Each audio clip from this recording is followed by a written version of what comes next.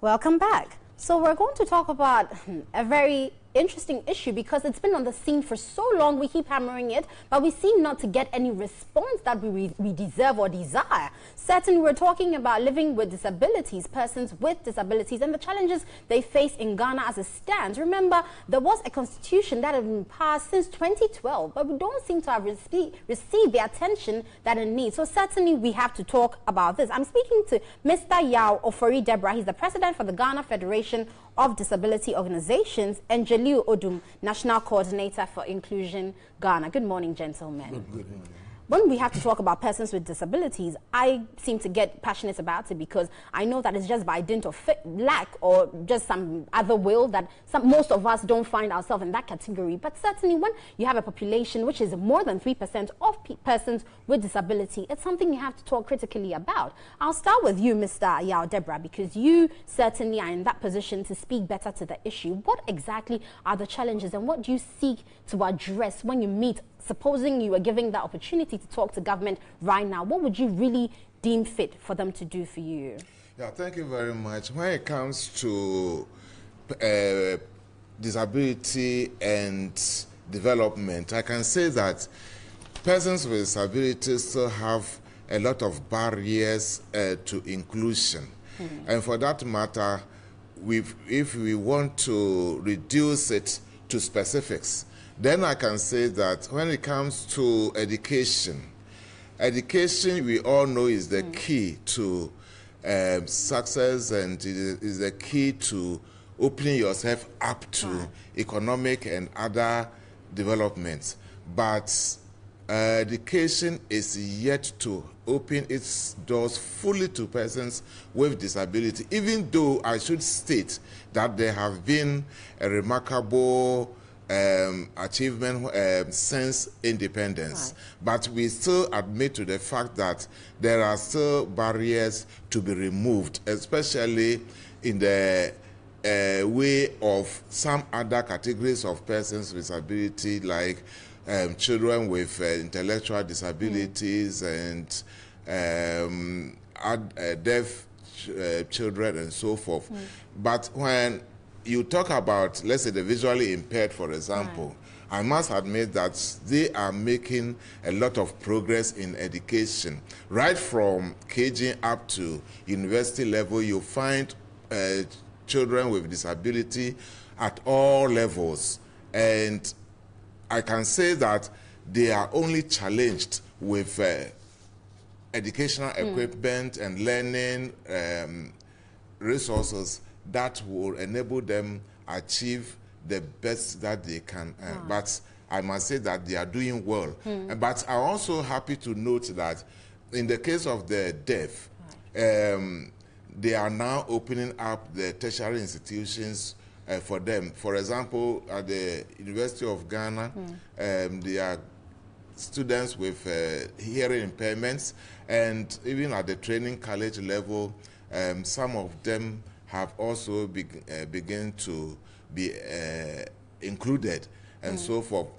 Ghana, I must say, has opened doors of education opportunities to persons with disability, but there are so many hurdles to be cleared for them to actually reach their full potential. Very well. But before we go on, let me acknowledge that this interview is brought to you by Star Ghana and is supported by USAID, UK Aid, and EU. And we're very grateful for that. But I'll come to you again because you did mention some very salient points where you raised the fact that the deaf seem to be doing well, or government is also opening up channels. But at this point, government has also made some promises that we don't see being fulfilled, but you'll be in the better position to answer. A sector minister promised that toll booths will be opened up for persons with disabilities to run. Is that happening?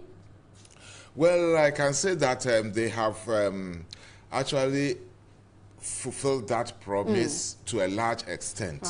Yeah, but even before we come to that, I must say that you know that people must be given educational qualification, professional qualification to be able to enter into so many employment avenues. So we must say that the emphasis should still be on opening up more educational opportunities for persons with disability so that they will have the requisite qualification and competence to be able to rise beyond menial work.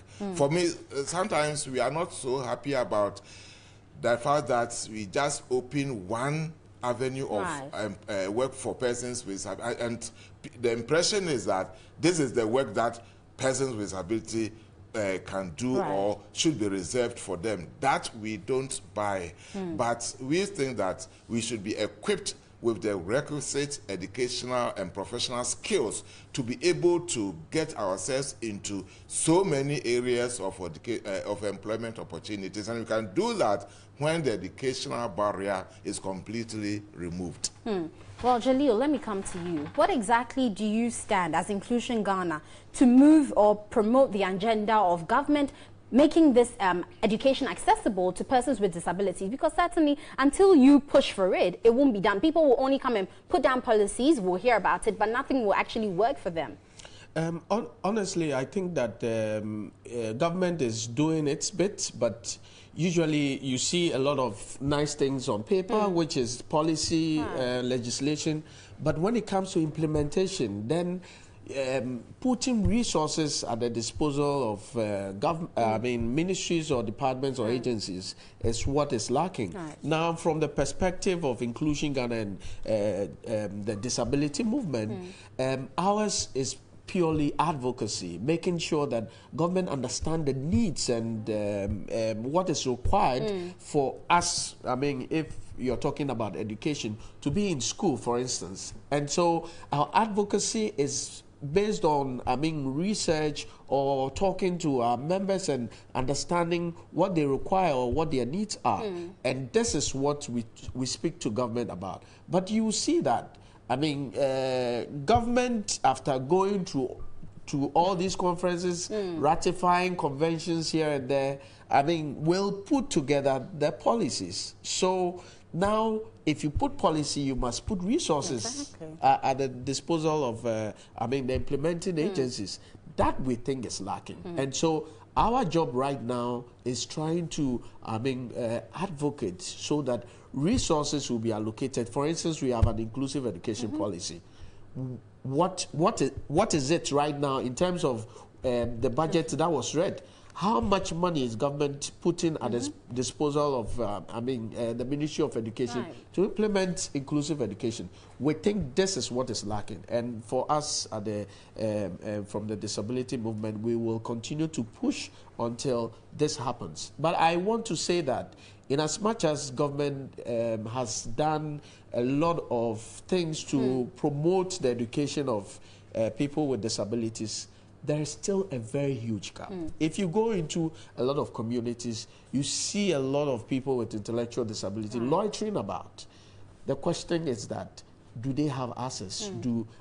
Is the educational system accepting them? You take people to schools and they are refused admission. Obviously, these are challenges. And we think that there are a lot of agencies who needs to come together, like the NCCE. Are they really creating awareness, for people to understand that, teachers, school administrators need to accept these people? I think that's what is like. Very well. So we've done the advocacy, we've done the policies, now the implementation. But do you think this implementation will come to fruition if government was to consider having a quota for persons with disability into getting into any arm of government, such as the legislature? Absolutely. I think that what the disability movement has been pushing for is obviously a quota. If you look at the affirmative bill, we have been trying to push that there should be a quota for people with disabilities. The idea is that until you give people platform, you give them opportunity, you cannot see what they are capable of doing. And if, for instance, you see a person with disability walk in here coming for an interview, obviously you'll be thinking about how is this person always going to transport himself to work. And these are the, erroneous, challenges or erroneous beliefs that people have. And we think that as a country, we need to discuss this thing very seriously and give people with disability the opportunity. And quota system could begin the process, I think. But do you think as it stands now, there's a compelling basis for that? Are you convinced that we can push that agenda to come to fruition? Well, as a matter of fact, the quota system of the affirmative action to put persons with disability in the right places of society is very important. For example, I always mention an experience I had in Niger. When I went to Niger for a conference, I was told, and in fact, when we visited the president, he actually said it, that Niger, in terms of employment, they have given 5% of every workforce in Niger to be persons with disability. And as a result of that, parents willingly bring out their children to school because they know that when they spend on the education of their children with disability, eventually they will get employment and they will be economically beneficial to themselves and their family. And for that matter, we believe that if they create that system, for example, currently, Ghana Federation of Disability Organizations, we are engaged with the Ministry of Employment to get, to come out with what we term as employment equity policy, so that there will be a policy for the, from the level of government, so that when you complete school or you complete your skill training, at least you will get something to do. Either you are employed or government facilitates you with funding and other things to start your own thing. So we believe that if a percentage of the workforce is reserved for persons with disability, because if you open it up, even though we are calling for equal treatment, but if we don't come out with a positive discrimination policy, so that at least persons with disability will be guaranteed jobs and other opportunities, the story will always be the same.